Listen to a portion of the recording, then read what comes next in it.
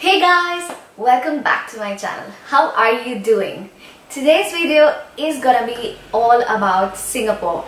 As you all know that I had recently gone to Singapore and I have made some vlogs about Singapore as well. I hope you have watched them, because if you haven't, check it right now. I'll link them down in the description box below and also in the tag above. Go check them out if you haven't watched them.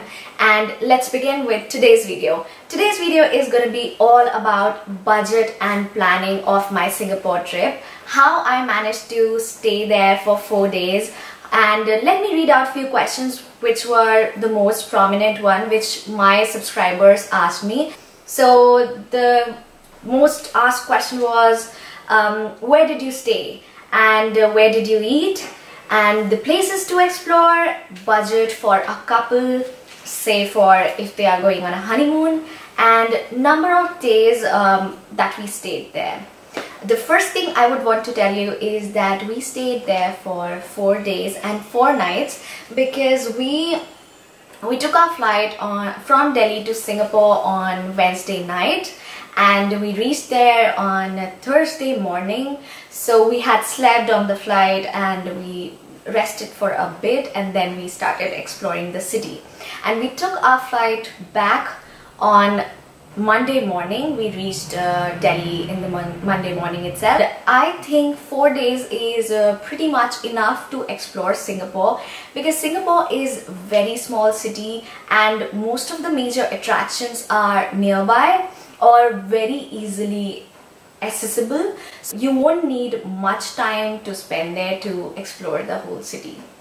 Then the second and the most requested question is, where do you stay in Singapore? If you have a decent budget and you don't want to splurge too much money, then I would suggest to stay in Chinatown or Little India. And if you stay in Little India, you get a bonus point as well, because if you are a vegetarian, you'll get tons of options there to eat vegetarian food. And regarding the stay of rooms in hotels, so the prices of the rooms per night can go as low as 2,000 rupees per night if you plan to stay in Little India. So if your whole budget is on a lesser side, I would highly recommend you to stay in any of the hotels in Little India. And if you are there, then you should definitely check out the Mustafa Mall. You'll just get everything there which any Indian requires at any point of time. In fact, Chinatown is a great place to book decently cheap hotels, and you get to witness traditional Chinese culture, and also you should do souvenir shopping there. Apart from Chinatown, Clarke Quay and Boat Quay is the area where you get cheaper hotels, so quality as well as cheap hotels in Chinatown and Clarke Quay area. And if you are planning a good budget, not very high end but a decent one, then you can plan your stay around the City Hall locality, because the City Hall locality is a prime area and it's very near to the Marina Bay area, where you have all the light shows, the Marina Bay Sand, the Garden by the Bay, the Merlion, the Art Science Museum, and also the Helix Bridge. So from City Hall you can cover all that, and from City Hall you can go to Little India, Chinatown and Haji Lane. So one of the reasons that we chose our hotel in City Hall was this only, that we wanted accessibility to all the places from this central locality, and also the hotel was not that costly. It can roughly cost you around 8 to 10,000 per night. I think it's decent enough if you're planning a stay for 4 days. Let me give you a quick tour of the hotel in which we stayed, so you can get a rough idea of what to expect if you are spending 8 to 10k for a room per night.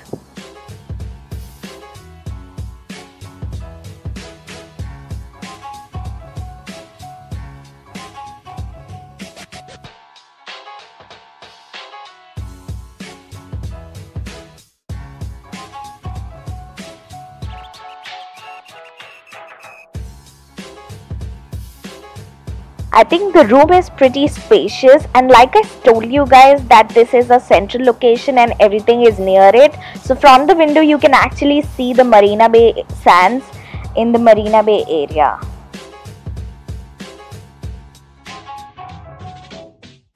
And then comes the other main question, is where to eat. So if you are a non-vegetarian, then Singapore is a paradise for you. Anywhere you go, you'll just get awesome food. I am always in seventh heaven when I go to Singapore because I love the food there, and especially you get very cheap dishes if you go to the food courts there. I would highly recommend you, if you want to save some bucks, you should go to the food courts to eat every single time. You can try some of the posh restaurants, but then they are too costly. So for every time, everyday eating, I would suggest you to check out the Hawker Street. And so you get the food courts in every mall, and they are the cheapest options, food options, apart from the high-end restaurants which are there in the mall. So do check for the food court whenever you are in any of the mall. One of the best things about Singapore is traveling is so easy there. I mean, you don't have to splurge too much money on the taxis or cabs. You can just take the metro. Their metro is called MRT. You can just go there, and even if you don't know the places, their maps and everything is so easily understandable that you can just go there and find your way through that. And say if you are planning a stay in Clarke Quay, you'll get amazing restaurants, and the view there is mind-blowing. So if you are a person who loves natural beauty and not high sky-rise buildings, then I would suggest you to stay in Clarke Quay. And at night, it's the most happening place in Singapore. You can see people partying throughout the night, and it's totally safe. Let me tell you all the places that you should cover when you are in Singapore and your trip is of 4 days. Definitely take 1 day for Sentosa Island and go there. Try reaching there in the morning because you have to explore the Sentosa Island, the Sentosa Beach, Siloso Beach, and do zip lining or bungee jumping, whichever you like. I mean the adventure sports. Apart from that, you can try Liu, which is mind-blowing. You go to the top of the hill through sky ride, and then you come down driving a lug. It was crazy and mind-blowing. Sentosa Island has the Universal Studios, the famous Universal Studios. I highly recommend you to go there, have fun. And the other places which I would highly recommend you is to go to the zoo.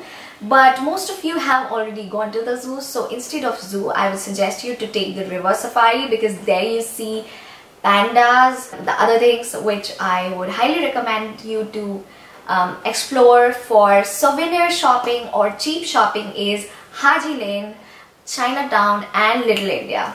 And one quick tip for all my girl viewers, you should definitely buy Charles & Keith handbags because they are so cheap there, you won't even believe it. If you go to any of their store in India, the bags are roughly around 8,000 or 9,000 bucks. There it's like 2,000 or 3,000 bucks, so you can shop a lot if you go to Charles & Keith. Yeah, that was my quick tip. And to know more such quick tips about every place that I visit, don't forget to subscribe to my channel and like this video and press the bell notification icon, because if you don't press the bell notification icon, you won't be notified about the new videos that I upload every week, and you'll miss on a lot of stuff like this. So that's it for today's video. I hope I answered all your queries. If you have more, shoot out them to me at my Instagram handle. I'm super active on my social media accounts. Check out the links below and reach out to me. And at the end, I would like to say again that you can plan your budget trip to Singapore to as low as 1.2 lakhs for say 5 days. And the upper side has low limit. You can splurge as much money as you want. Thank you for watching this video. Bye bye. Take care.